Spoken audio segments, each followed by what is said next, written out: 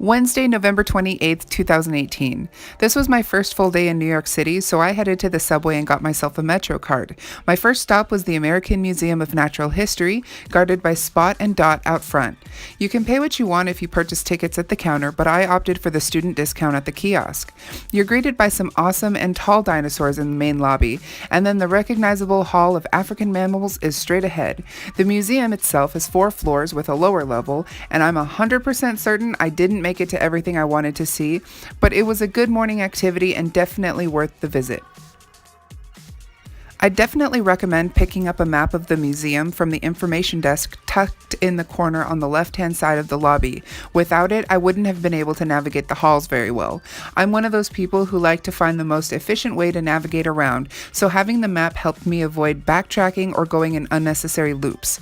The exhibits were quite detailed, and it was interesting to read about a lot of the artifacts they had, although I am a little disappointed that they only had one frame for Korea in their Hall of Asian Peoples.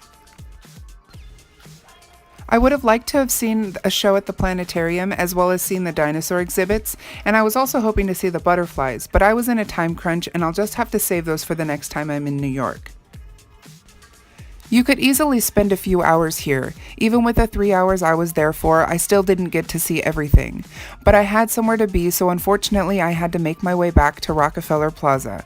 I ended up making it back with about a half hour to spare, so I filmed a couple clips and walked around, checking out the sights. I ended up grabbing a salad for lunch and took a peek at the Christmas tree that was going to be lit up that night in the plaza.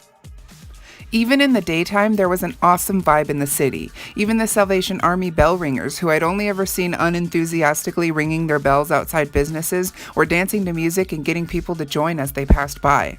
And then it was time to check in for The Tonight Show starring Jimmy Fallon. I was waitlisted for tickets for almost a month, and I was notified the week before my trip that they had a ticket for me.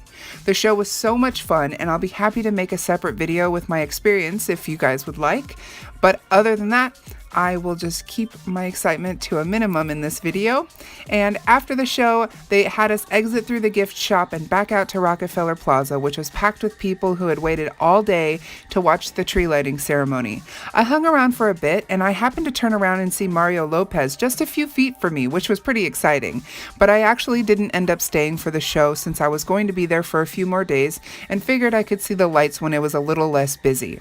Instead, I decided to find some food on my way back to the hotel. I grabbed a turkey club on an everything bagel at Essa Bagel, which surprisingly didn't have a line. It was an awesome bagel and a great end to my night.